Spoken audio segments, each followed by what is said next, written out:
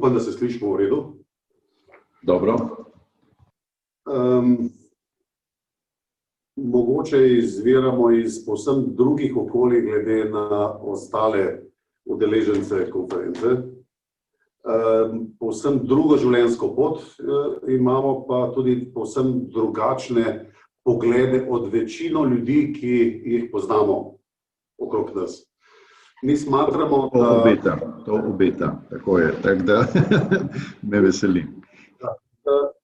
Da živimo v zelo dobrih časih, v perfektnih časih, v časih, kjer je sprememba dala možnost menjave različnih mišljenj, ker če preverjamo, bom rekel, sisteme, ki so bili do sedaj nam poznani, nam niso dopuščali možnosti take kreativnosti kot zdaj, ko se razmere po svetu in pri nas tako globalno menjajo, da so potrebna nova znanja, nove izkušnje, se pravi novi skillsi, s katerimi bomo lahko dokazali možnost upravičenosti dobivanja na prostoru, ki nam je dodeljen.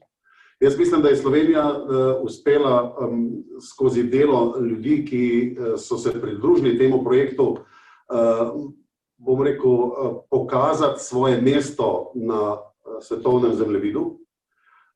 Mi smo se par let trudili po različnih možnostih predstaviti naš projekt, ki pa je šele z razmerami covida in pa te pandemije nas je dobesedno lansiral v različna okolja držav.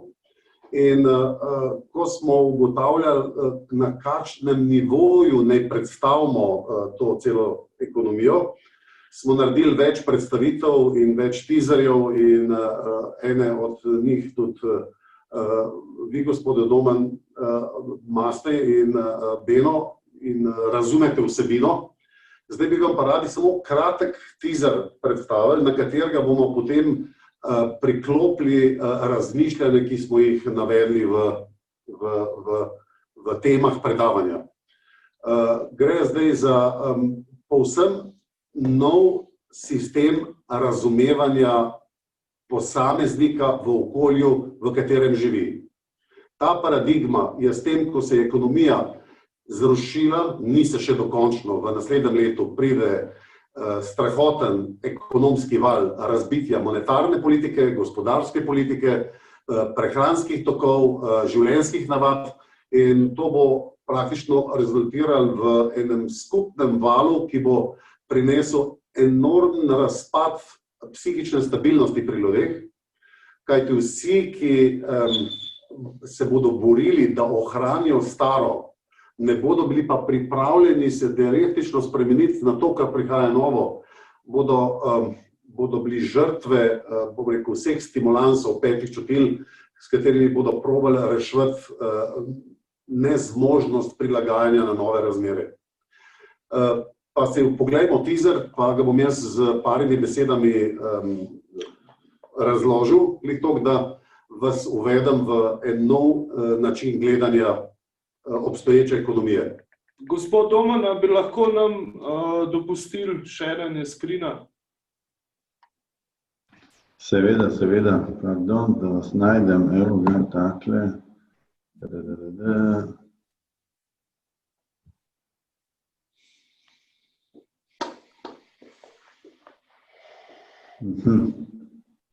Pa moramo pa narediti takole. Evo, zdaj pa bo gotovo možno. Ja, super, hvala. Prosim. Trojkica, share, evo ga. A vidite PowerPoint? Vidimo.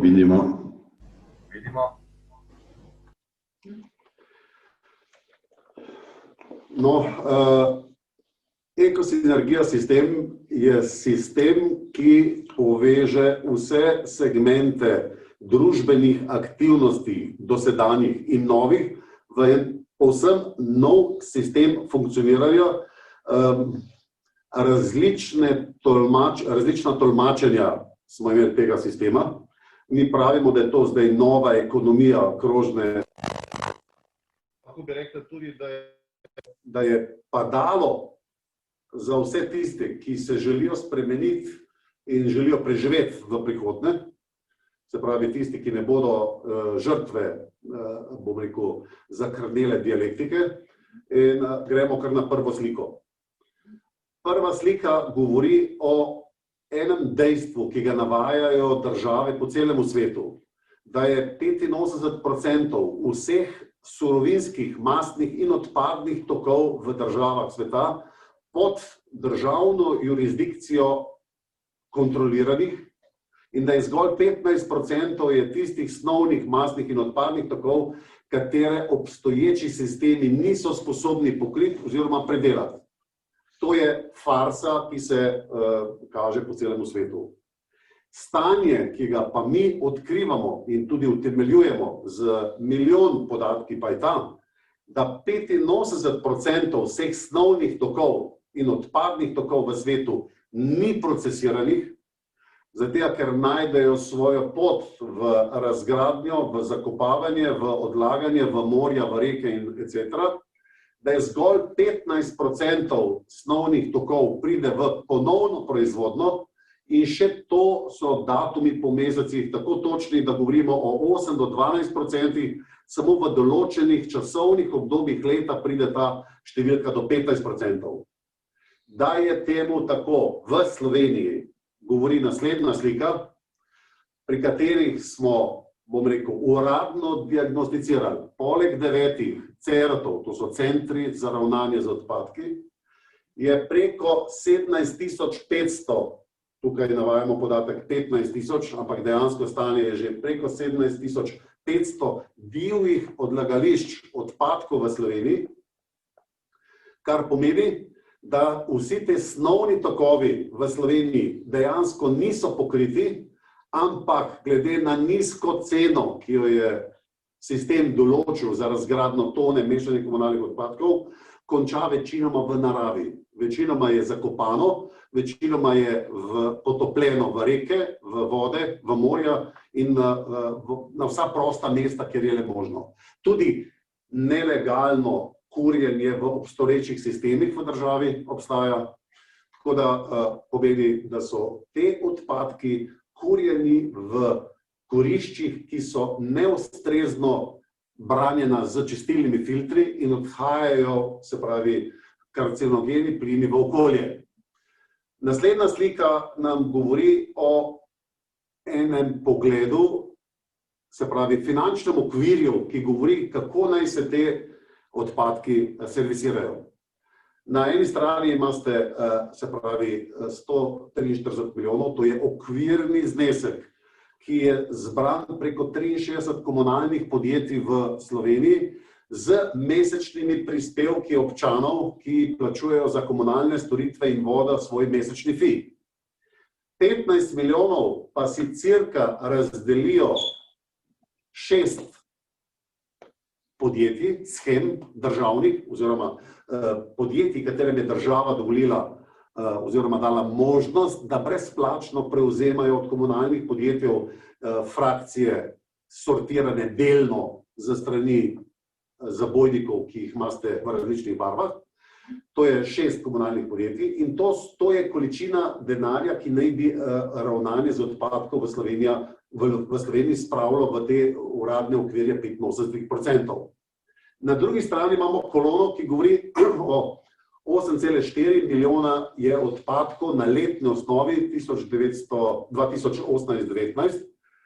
Normalno tukaj so vsi komunalni odpadki, se pravi in gradbeni in, bom rekel, nevarni in mešani komunalni odpadki. Uradna evidenca govori o milijon ton, bom rekel, mešanih komunalnih odpadkov. Neuradne evidence, ki so navedene v drobnem tisku in se ne vidijo spodaj, govorijo o najmanj 60% večji masi, ki jo evidence ne zajamejo. Mi govorimo o 75% količine, ki ni zajeta v uradne evidence. ampak mi smo samo 60%, kar navajajo uradni viri, navedli v stolpcu in govorimo o cirka 1,6 milijona ton mešanih komunalnih odpadkov, ki danes ležijo na deponijah, čakajo nepopolne sisteme recikliranja. Mi smo jih pa zelo selektivno ocenili po vrsti, tipu in kvaliteti, da je vrednost v našem sistemu 413 milijonov, 415 milijonov evrov je letna vrednost komunalnih odpadkov, ki jih mi puščamo v državnih oziroma divjih deponijah. Normalno, naš sistem v tem kratkem teaserju govori o obliki rešitve, to je pač zadeva, ki jo navajamo v naslednji sliki, da ne da obrnemo obstoječi sistem, ampak kratko malo nudimo povsem nov družbeni sistem, ki govori o novih priložnostih od delovnih mest do družbenega razumevanja okolja in prostora, zraka, vode in hrane, delovnih priložnostih, priložnostih za industrijo, priložnostih za državo, novih davčnih stopnjah in to. Naj nadaljujemo naprej. Na mojo malenkost. Kot pravi gospodič, ki je na severnoafriški obali, pravi, da to niso njegove smeti, v drugi sliki pa je njegovo mnenje drugačno. Nadaljujemo. In sicer pravi, je pa to moj planet. Mi smo dodali samo še vrsto in tip embalaže, sortirane po vrečkah in naznanili, da je možnost, da vsak posameznik pridobi skozi sistem ekosinergije, se pravi nagrado oziroma, da je za to nagrajen, kajti zavedati se moramo, da je vsak posameznik lastnik embalaže s tem, ko jo kupi v trgovini, vse do trenutka, ko ga ne odda v zavojnik komunalnega podjetja, za katerega pač prejme vsakomesečni račun. Lahko ponazorimo tudi z drugim primerom, in sicer, če pogledamo nakup 4-članske družine v trgovini, kjer znaša znesek živilskih produktov 1,93 evrov, je vrednost čiste embalaže skozi sistem ekosinergije vredna 19,05. Kot vidimo, na zgornjem desnem kotu imamo izdelke, živilske izdelke in pa v spodnjem čisto embalažo istih izdelkov. Kot smo omenili, z nakupom produktov v trgovini postanemo lastnik embalaže. In ljudje se tega ne zavedajo, menim pa, da se ta miselno širi in da se ozaveščajo ljudje in da delajo na tem, da nekako povrnemo nazaj naravi, kar smo si od nje izposodili. In ta čas je pravšnji čas za prebujanje. Nadalje nadaljujemo. No, to pa jaz zdaj dopolnil. Se pravi, lastništvo embalaže je v vaših rokah toliko časa, dokler ga ne odložite v zabojnik državnega komunalnega podjetja in zato ste nagrajeni z mesečnim računom za storitve. Naši izračuni govorijo, da samo na področju Slovenije mi ustvarimo za cirka 1,5 milijarde evrov letno uporabnih mastnih tokov, surovin in materialov v, bom rekel, predelovalni industriji, v populaciji, v prebivalstvu in pa na deponijah, v katerih deponijah, kamor se odlagajo vrednosti. Se pravi, vrednost najmanj 2,7 milijonov je vrednost uporabnih surovin glede na količino divjih odlagališč, katere je možno preko sistema, ki ga nudimo, dobiti kot uporabna vrednost. Povsem nov sistem trgovine, v katerega mi vstopamo z našimi evidenčno-bančnimi karticami in mobilno telefonijo, govori o dodatnih 200 milijonih samo na podlagi kupne moči. To je, bom rekel, prekratek je ta teaser, da bi lahko vse zadeve povedali, ampak praktično v Sloveniji predvidevamo praktično preko 80% vključenost prebivalstva in industrije v ta sistem in te številke so izračunane na spodnjem nivoju sprejemljivosti sistema, se pravi cirka 65% vključenosti ljudi. Se pravi, glede na to, da smo lastništvo embalaže in surovin, ki jih ljudje imajo v svojih rokah, pretransformirali v blockchain monetizacijo, smo tudi razvili kriptovaluto na smeteh, ki je že danes pod velikim interesom in zanimanjem marsikaterih krogov v svetu. In približno 2 milijarde evrov je vsota, katero se zdaj pogovarjamo z bančnimi sistemi, da bi jo mi spuščali v obtok za prebivalstvo. Zadnja zadeva je pa še certifikat podaljšane odgovornosti. Vi veste, da s 1.1.2020 je Evropa začela z uvajanjem certifikata podaljšane odgovornosti. Slovenija žal krepko zamuja. Tudi evropske države, tudi Nemčija, ki je najbolj napredna in je eno leto prej že razvila Agencijo za krožno gospodarstvo, ni uspela najti modela implementacije tega certifikata v družbo. Mi smo to, bom rekel, ne da smo naredili, to smo tudi stestirali in obenem smo se tukaj dotaknili, tudi tle povemo, certifikat podaljšane odgovornosti posameznika. Verjetno marsikdo ne ve niti, kaj pomeni certifikat podaljšane odgovornosti za podjetje. Pomeni, da vse vhodne surovine in izhodne surovine morajo preiti v tako obliko naprej, da so njihova molekularna struktura je primerna za ponovno uporabo. To pomeni, zdaj bom razložil na primeru posameznika.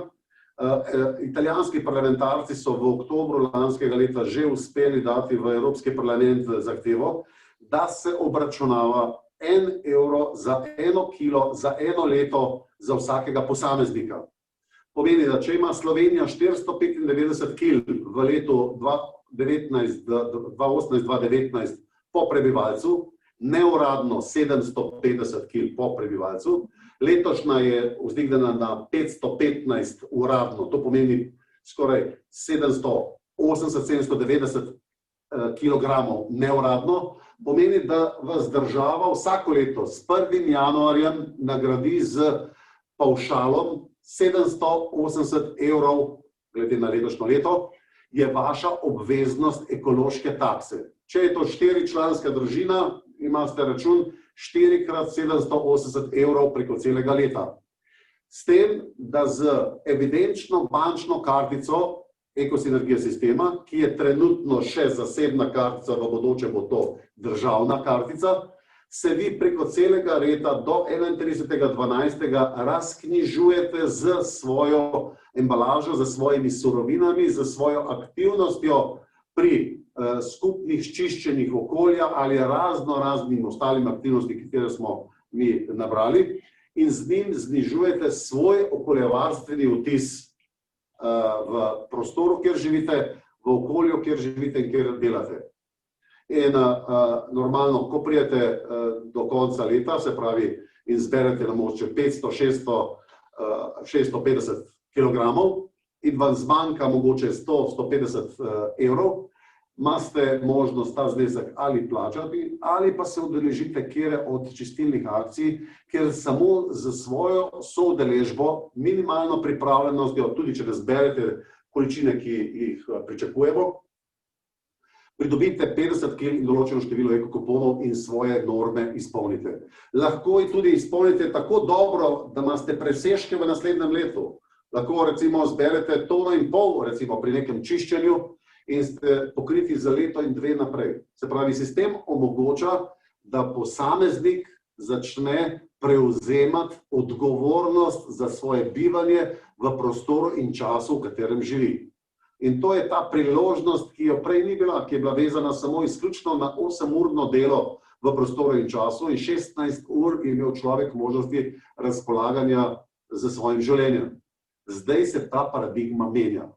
Vsak od 5. leta do 95. leta mora dobiti možnost, da dobi poleg rojstva še cilj, za katerega je vredno živeti. In zato je ekologija bodoča religija, kakorkoli bom rekel, nekdo gleda to ali ne.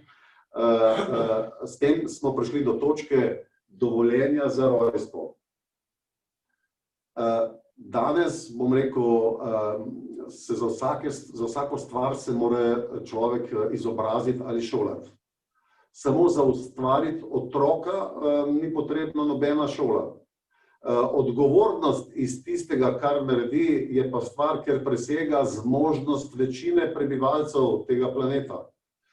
Najlažje je ustvariti novo bitje. Najtežje ga je vzgojiti in pripraviti za življenje in ga naučiti prevzema nove odgovornosti. In zaradi tega, bom rekel, nimamo časa, da bi razgradili to celo misel, ampak v našem sistemu imamo vpliv na vse segmente družbe, ker smo razvili edukativne programe, ne samo za mlajše otroke in osnovnošolce, za srednjošolce, za ljudi v različnih delovnih okoljih in tudi za upokojence. In vključujemo praktično v cel segment vse sloje prebivalstva in uspeli smo dokazati eno tezo, ki jo jaz vedno govorim na predavanjih, ker predavam razvoj trgovine, ki je moja strast, tudi neka strast za kogarkoli, jaz uživam v predavanju tega. Kako velik mora biti encim kefirja, če so vsi oceani in morja mleka? Izredno majhen. To pomeni, da jaz v Izoli dam kapljico, pikico kefirja in je samo vprašanje časa, kdaj bo kefir v New Yorku, v njegovem zalivu. Torej, spreading ideje, ki jo je šele sedanje okolje ustvaril, da lahko zaživi, mi smo ekstremno zadovoljni. Strah, ki ga čutijo ljudje zaradi tega, ker nimajo znanja in ne vejo, kaj se dogaja v okolju, ki se enormno hitro spreminja in ne morejo razumeti, da je človeštvo preživelo enormno veliko katastrof in da morajo ljudje razumeti trenutek, v katerem živijo, širše od tistega, kar jim govorijo obstoječih sistemi komunikacije.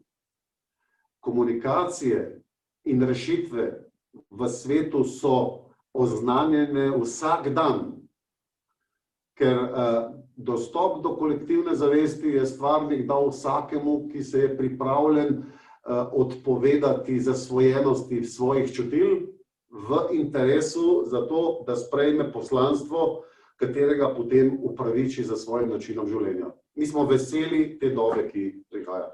Zdaj pa ne vem, upam, da nisem predolg. Ja. Mislim, da je Aleš večinoma vse povedal, tako da... Se oproščam, ja. Ne, vse v redu.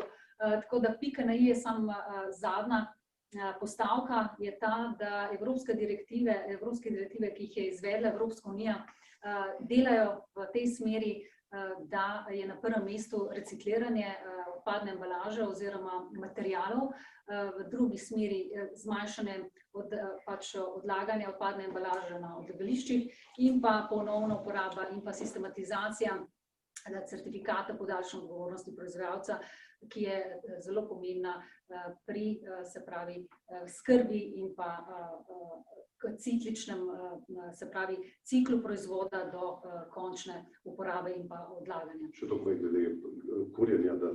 Ja, zadnja instanca, ki pa je tudi na nek način obelodanjena v Evropski uniji, pa je seveda sežiganje, ki je prepovedano, je pa zadnja instanca, ko je, se pravi, struktura materiala toliko uničena, da ni več mogoče materiala ponovno reciklirati, ampak ga je potrebno sežgati ali ga kakorkoli drugače energetsko uporabiti, energetsko izrabiti. Toliko samo v to. Rok za prenos direktiv se je iztekel, sem še to informacijo damo 5. julija 2020. Večinoma članic Evropske unije tega, se pravi, prenosa ni izvedlo, delajo na tem, tudi naša Slovenija, verjamemo, da bo tudi to uspešno izvedla in da bodo dokončale zadevo v smeri ohranjanja našega okolja. Še malenkost bi jaz dodal. Sistem smo razvili v obliki franšize in ga ponudili 195 državam tega sveta. v razumevanje in implementacijo. Obvestili smo in Evropsko unijo in vse, bom rekel, pomembne člane Evropske unije. Obvestili smo jih prvenstveno v tej smeri, kaj se bo zgodilo z željo, da oni pravilno in pravočasno in dosti hitro odreagirajo. Ker obvestili smo tudi največje države tega sveta, preko 45 držav smo obvestili. V naslednjih dnevih bomo imeli enega od mednarodnih Skypov, na katerega se je prijavilo 66 držav. In mi imamo 3x po 15 minut predstavitev v 5-urnem, bom rekel, mednarodnem forumu. Tako da ideja o tem, da bi Slovenija kot ekološka država postala nosilec oziroma ambasador razvoja načina razmišljanja o operativni ekologiji, postaja realnost v svetu. Mi spoštujemo vsakega Slovenca, ki je uspel pustiti sled v družbi. Slovencev nas je zelo malo. Ni pričakovati ekspanzije tega naroda v bodoče. Lahko pa iščemo homogene povezave med posamezniki v Sloveniji in mislim, da bi lahko dali s tem Sloveniji novo identifikacijo na področju ekologije. Na kratko. Toliko, ja. Se pravi, mislimo globalno, delujemo lokalno, ne?